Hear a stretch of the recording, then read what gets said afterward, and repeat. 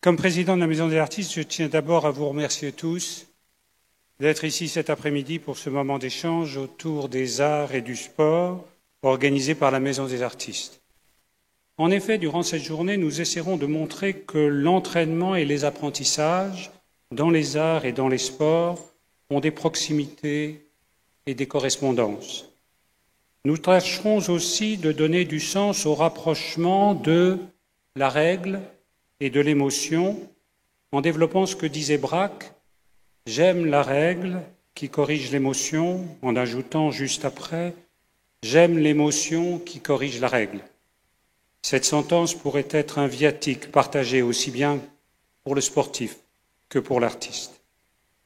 Donc, dans cet esprit, nous avons préparé une exposition sur Internet des artistes qui ont bien voulu contribuer par une ou plusieurs images à notre projet autour des Jeux Olympiques. Aujourd'hui, la galerie que vous pouvez voir sur le site de la Maison des Artistes comprend 550 artistes de 40 nationalités différentes et 1500 œuvres visibles. Je remercie ici chaleureusement tous les artistes qui ont contribué, car il s'agit pour chacun d'un acte généreux de partage de l'esprit olympique, c'est-à-dire de concorde et de paix entre les nations, par l'intermédiaire de la Maison des Artistes, leur structure de référence. Pour ma part, j'ai choisi de parler des Olympiades culturelles, qui sont un sujet assez peu connu, alors qu'ils ont quand même tenu une place relativement importante et qu'on a complètement oublié en un demi-siècle, malheureusement. Alors qu'en réalité, les relations entre art et sport ne sont pas du tout un fossé culturel, mais remontent déjà à l'Antiquité. Quand il y a eu la régénération des Jeux Olympiques à la toute fin du XIXe siècle, en 1896, ça a même été une volonté de s'en inspirer. Et on ne le sait pas également, mais il y a eu un artiste officiel pour les premiers Jeux Olympiques, qui était français, qui s'appelle Émile Gilliéron, qui a été formé aux Beaux-Arts à Paris et qui a ensuite été le peintre attitré du roi de Grèce. Il a travaillé sur plusieurs chantiers de fouilles et il a inventé toute l'iconographie des premiers Jeux Olympiques. Ça s'est traduit par des moyens de propagande de l'époque, les timbres, les affiches, etc.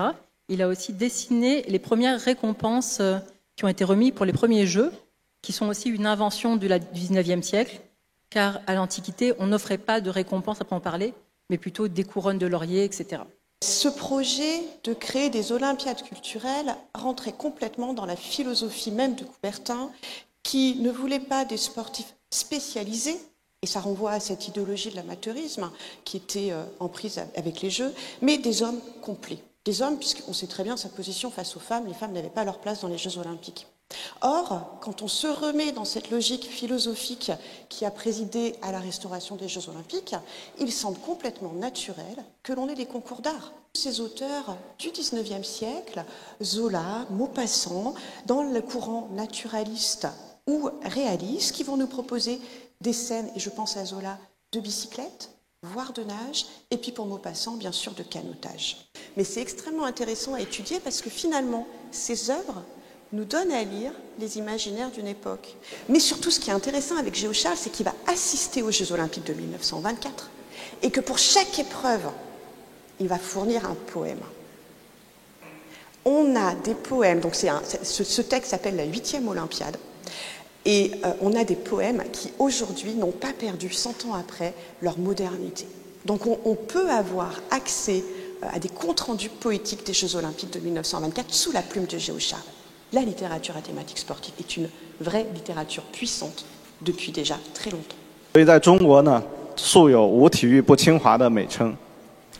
L'université de Tsinghua, dans laquelle se trouve notre école, met beaucoup d'accent sur le sport, car l'université considère que le sport est non seulement un moyen de fortifier la santé, le corps, mais aussi de forger une volonté de défier les limites et de perfectionner le caractère de la personne.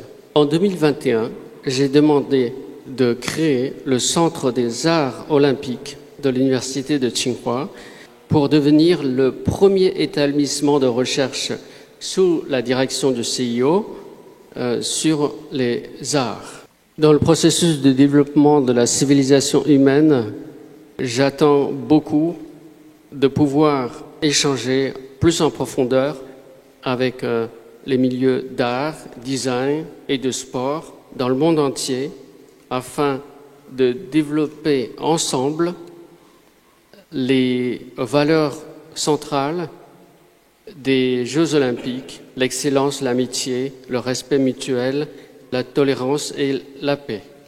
C'est une bonne question pour savoir aussi quelle est l'acceptabilité sociale. En fait, pourquoi on fait des jeux et comment ça peut intéresser tout le monde.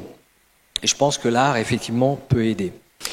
Alors, tout d'abord, vous dire qu'il y a environ 1 an et demi, nous avons mis en place un groupe interministériel et interinstitutionnel sur le français, la langue du sport et de l'olympisme en France et dans le monde. Nous avions 2 objectifs. 1, développer la francophonie sportive. 2, valoriser la langue française pour le sport. Il manquait cette dimension qui est l'art dans le sport, bien sûr, dans cet espace qu'on va appeler francophonie, qu'il va nous falloir promouvoir. Et je suis très heureux d'être ici parce que notre partenariat avec la Maison des Artistes va nous permettre justement de mettre en place toute cette dynamique, toute cette recherche, tout ce travail dans ce énorme domaine qu'est l'art, le sport, dans cet espace qu'est la francophonie. Et il existe les Jeux de la francophonie. Pourquoi je voudrais parler des Jeux de la francophonie? D'abord parce que je les connais bien, mais surtout parce que ce sont les héritiers des Jeux olympiques. C'est-à-dire que ce sont les seuls Jeux où nous avons aujourd'hui 11 disciplines sportives et 7 disciplines artistiques. Toujours aujourd'hui. Voilà quelque chose qui est assez exceptionnel. Et ce que je vois aussi, c'est faire côtoyer des sportifs et des artistes, c'est bien, c'est pas si facile que ça. Ces mondes se côtoient pas forcément. On voit des expositions, des occasions, les Olympiades culturelles. Mais quand on est jeune, croiser des artistes et croiser des athlètes, je vous assure, ça ramène quelque chose qui est extrêmement vivant. Beaucoup d'émotions, en tout cas, chez les uns et chez les autres. C'est ce que j'ai pu constater à Kinshasa, où il y avait 3600 jeunes qui venaient de 36 pays différents, et chacun essayant d'apporter les richesses à l'un à l'autre. C'est que l'art comme le sport sont signifiants. C'est une manière de faire parler. C'est une manière d'évoquer des valeurs importantes. Les valeurs de la francophonie, la solidarité, la fraternité, qui me semblent sont d'autant plus nécessaires chaque jour qui passe. Merci beaucoup à Rémi et Aurélie. Grand merci à la Maison des Artistes. Et la première fois que le sport est mentionné, c'est dans l'Iliade, c'est Homère, et c'est dans le cadre des funérailles de Patrocle. Dans les arts martiaux, il y a cette quête de l'énergie de l'âme et de l'énergie du corps, et le fait que dans un moment sportif, l'énergie du corps et l'énergie de l'âme vont se retrouver et se rencontrer dans un moment qui est décisif, c'est le combat. On appelle ça le kimé, et le kimé, c'est ça, c'est le moment de la rencontre de ces 2 énergies.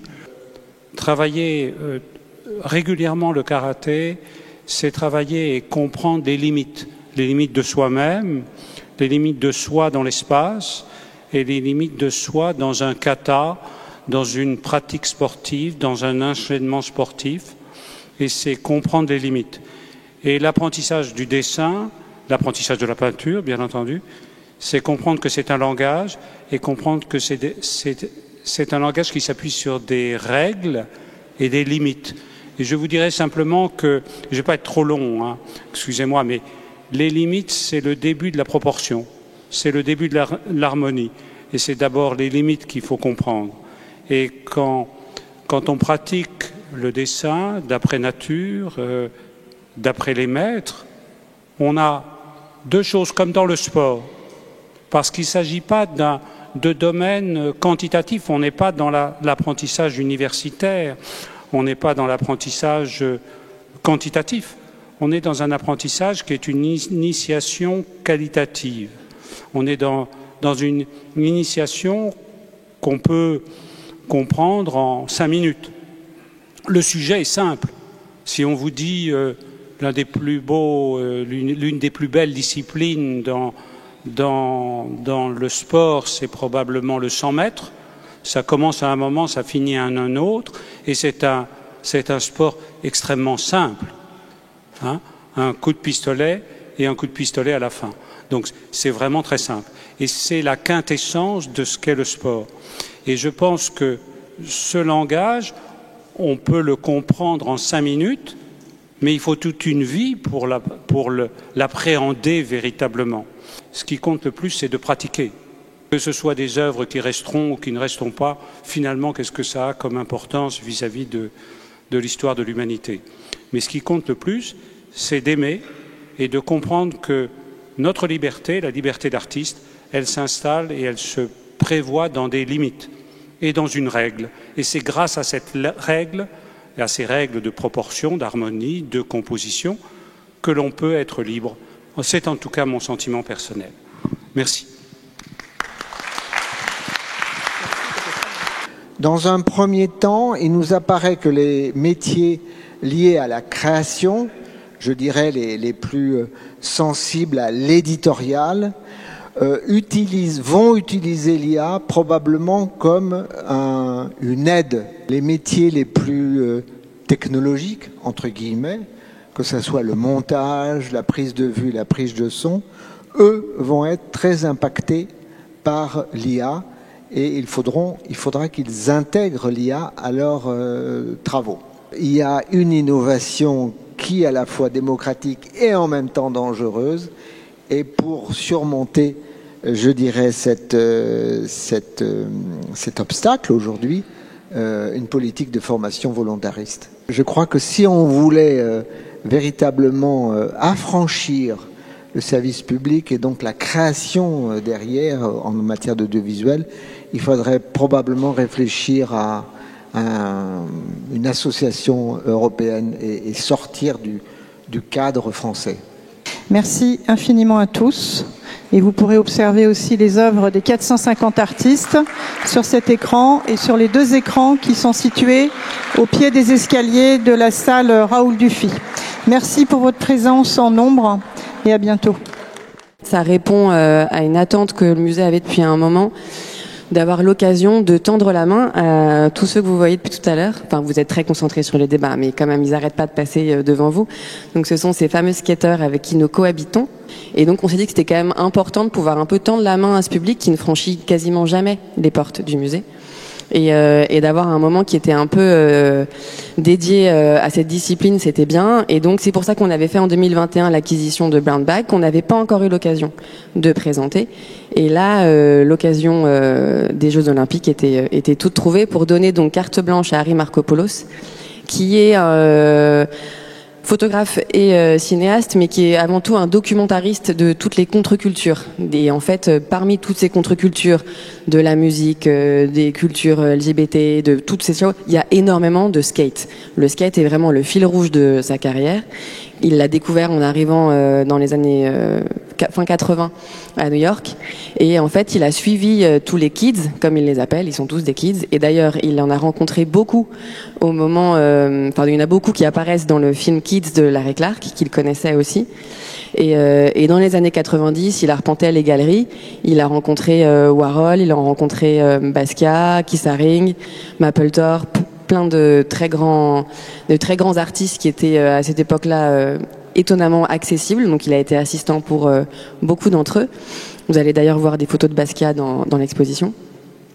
Et donc l'idée, c'était de lui donner carte blanche et d'avoir son regard d'homme artiste connaissant toutes ces contre-cultures sur les collections du musée. Et donc il a regardé notre collection en ligne et on avait arrêté quelques mots-clés. Donc il y avait le mouvement, l'urbanisme, l'architecture, les blessures. Et autour de ça sont sorties une quarantaine d'œuvres de nos collections. Parfois très surprenantes. Il y a une œuvre d'un artiste qui s'appelle Johan Pala qu'on n'avait jamais montré au musée. Harry Markopoulos a aussi découvert qu'on avait une estampe de Bruce Nauman que nous n'avions absolument jamais montrée, donc qui est présentée pour la première fois.